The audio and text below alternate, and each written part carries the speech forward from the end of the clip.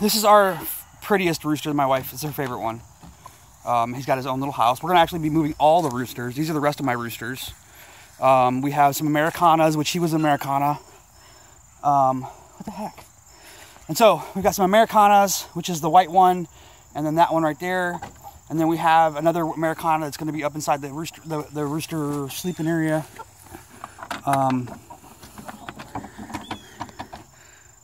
So it's an Americana and a Silky Bantam rooster. And then we have some Rhode Island Reds. So we're going to eat probably 2 of the Americanas, 2 of the Rhode Island Reds, and then it'll leave us 2 Americanas, 1 Rhode Island Red, and 1 Silky Bantam. And then we go out here to the hen house,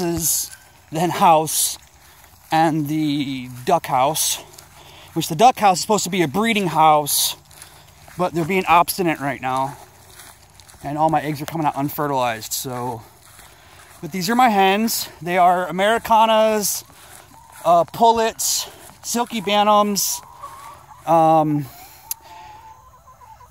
and Americanas, pullets, Silky Bantams, and then there's the pullets we have black, whites, and cinnamon. But they get they get moved every day, and so they get fresh grass. Built the nesting boxes, but they seem to like to lay down in the ground right there, just in front of the nesting box, in that little hole there. But those are the tubes, the feeding tubes, and then hanging water. That's another hanger for the water, which didn't do so well because it leaned too much. I got to find a better way to support it. If I can do that, I like that one better, actually. So that's the chickens. That's my hens.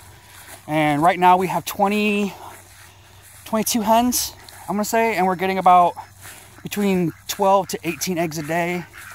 These are my ducks. They get fresh water every day, twice a day. And then we built this one a little bigger. This is 12 by 12. The other one was 8 by 12.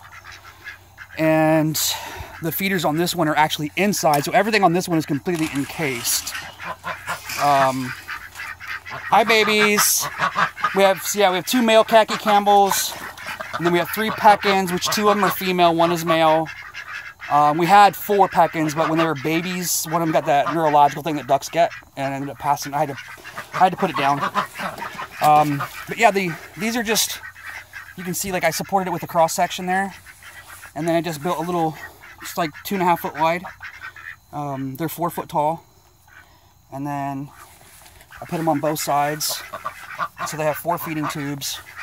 And then I keep their food in here with the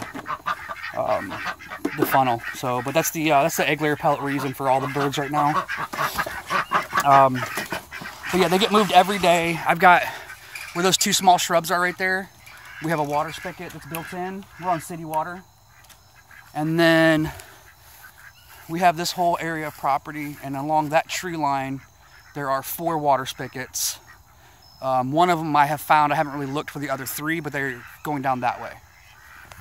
That's my little bonfire pit that I don't use that often because the chickens are close to it. So when they get farther away, I'll fire it up real quick.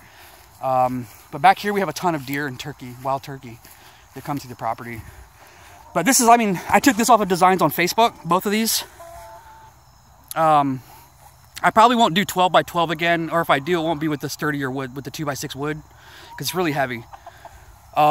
This one's not so bad. I used like a decking wood, so it's like 1 by 8, but it's really nice, and they've done really well. I'm gonna have to, like, that's my first issue I've had. I'm gonna have to put another piece of tarp on, because that somehow got destroyed from the outside. We have a lot of hawks though, but yeah. So we're still doing like every house has their own little bucket of food. The tubes of this one are outside, but I'll probably put them on the inside next time. And that actually, where they're up right there on that roost right there, was originally a tarp there that gave them privacy in the hen house, in the roosting boxes, the nesting boxes.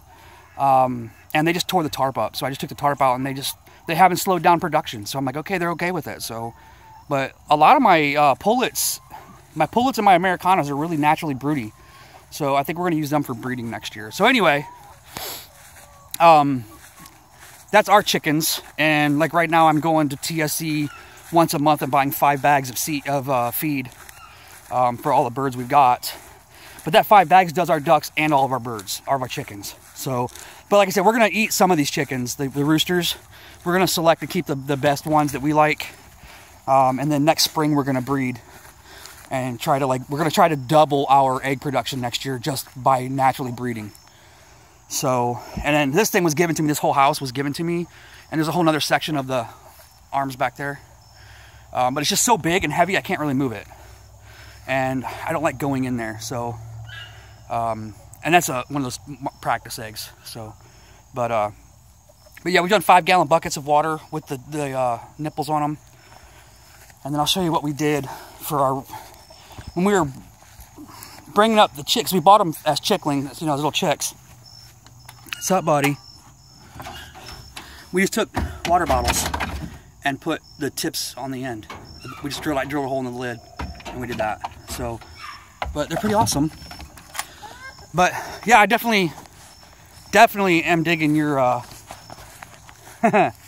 your silo. I gotta get like, how much did you pay for it? Where'd you get it? Like, I know you said Craigslist, and I suck at Craigslist. So if you want to help me out, like find something that's close to my area in Columbia, Tennessee, I'll definitely throw you some kickback. God bless. Take care.